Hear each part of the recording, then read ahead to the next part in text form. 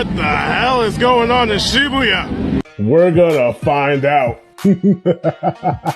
I can't even believe this story myself, to be honest. Halloween night in Shibuya, a crowd of people start growing and growing. Me and 3 guys in Pokemon onesies decided to go check it out. I don't know who we're filming. I don't know what's going on. So after seeing the crowd and being on the outside of it, I turn to the Pokemon brothers and say, hey, I'm gonna go check this out. You guys stay here. I am very curious as to what this is. I'll go up the stairs, try to get through the crowd. It doesn't work. I get pissed off that everybody's like pushing against me. I just go back down. I say, move, move, move, move. I'm done. I'm out. I'm out. In less than 2 minutes, the crowd doubles in size. So now I'm thinking, all right, Pokemon bros, I'm gonna go back up. I am way too curious. This time, I'm gonna find out what it is. I'm gonna find out what it is. So at this point, the crowd just moved up to the 2nd floor, but there's still trails of it on the staircase. I go up the staircase, now I'm on the 2nd floor. There is a girl on the ground holding her head because somebody knocked her over. The girl eventually gets up, she stands up, she's good. She's crying a bit, but she's good. I make my way towards the crowd. There's another girl sinking into the crowd about to be trampled. I grab her by her hoodie, and there is tension on it for me just pulling her up to make sure we don't get another crowd crush like there was in South Korea. After potentially unlocking a new choke kick in somebody, I get completely fed up. And I just start prying people apart because they're pushing back, they're pushing forth, and I hate it. I eventually make my way towards the center where everybody was congregating towards, and I get at the end of this fence. Mind you, this fence is nowhere near as strong as it should be because we're on the 2nd floor and there's a very big drop. So the center was this guy with some cool glasses and a cane. I look at him and I ask him, do you speak English? And if you do, what the hell is going on? Luckily for me, he spoke enough. I got up on the railing to try and look out towards the crowd. He was like, do you see a way out? And then I responded, Nah, I don't say anything, man. Why, trying to leave? In hindsight, that was a pretty stupid question. He said, yeah, man, I'm just trying to get a taxi. I look at him, I'm like, all right, I got you. So I grab his hand and we're off. I am prying people out of my way. I'm just screaming, move! I said move! Get out of my way! Move, damn it! Bro falls down. I pick him up by the torso and we're still going. I'm still screaming, move! So by the time we get to the ground floor, I've met his friend Ann and I've met his friend Kaido. Yes, Kaido like One Piece. I will never forget his name as long as I live. Kaido is trying to explain to the police, who have finally shown up after 30 minutes of this nonsense, that we need to get to a taxi.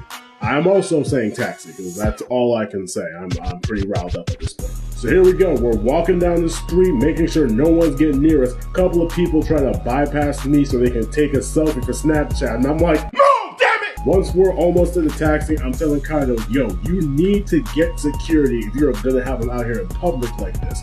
I don't know who he is or why they're acting like this, but you need to get him some security.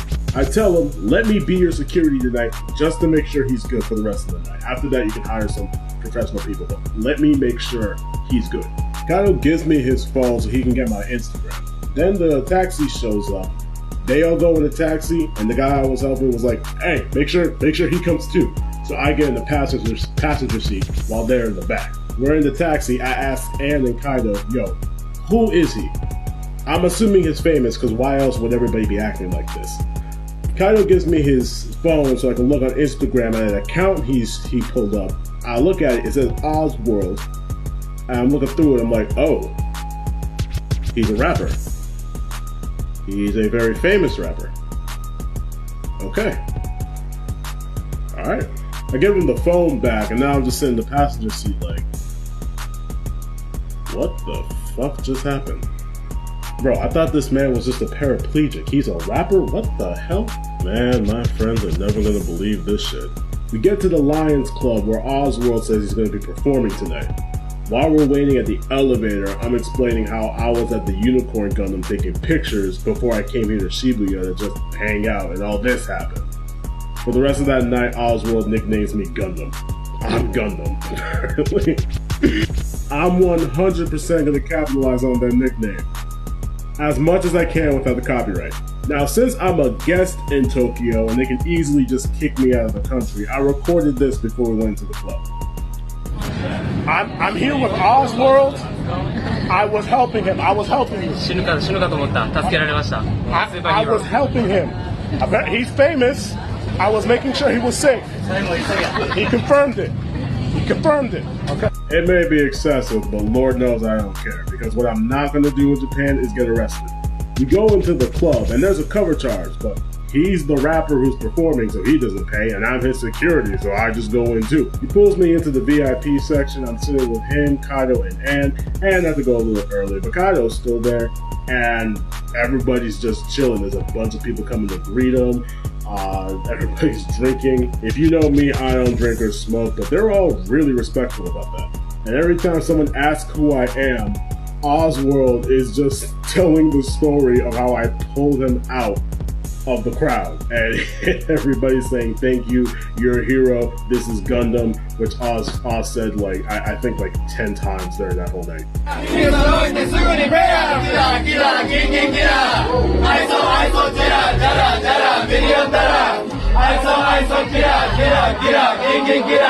So then he eventually got to performing.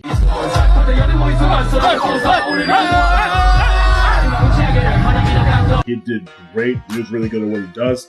We go back to the VIP section. A couple more people come by. There was another rapper who came by, Yoshi24K. If you ever heard this song, where's Ali with the motherfucking dog? Yeah, Yoshi is Ali, which Sheck West is referring to. So he asked me, bro, if you're not smoking and drinking, the fuck are you doing here? Oz tells him what happened, and Yoshi is saying, bro, capitalize on that. Like, use that to your advantage, because a guy like him, he's got money. There's a bunch of good people here. So he asked for my number. I give it to him. He sent me a text. Now, I didn't have any international service out there because my mobile carrier sucks when it comes to that. But he also said hit him up on Instagram and he'll set me up with some security work. So yeah, that was my Shibuya incident. I was cosplaying as Toji and was accidentally the security guard to a famous Okinawan rapper. And if Yoshi or Oz hits me back up, I might have a job working security for one of them, or both of them, which is great because working security for a rapper either in Japan or in America is a lot more fun than just sitting at a desk like I have been for the last 3 years. Okay, so before we wrap up another story time from Tales of the East, this song that's playing in the background is a song by OZworld. It's called Gear 5. He's a huge anime fan and a huge One Piece fan, so you should definitely check him out. I'm going to have the title of the song in the description of my Instagram, and it's going to be a link in the Facebook post. It's all in Japanese, but so are the anime openings that you downloaded on your phone, so you can listen to this too. Stay tuned for the stories about the pimps in Shinjuku. That one was...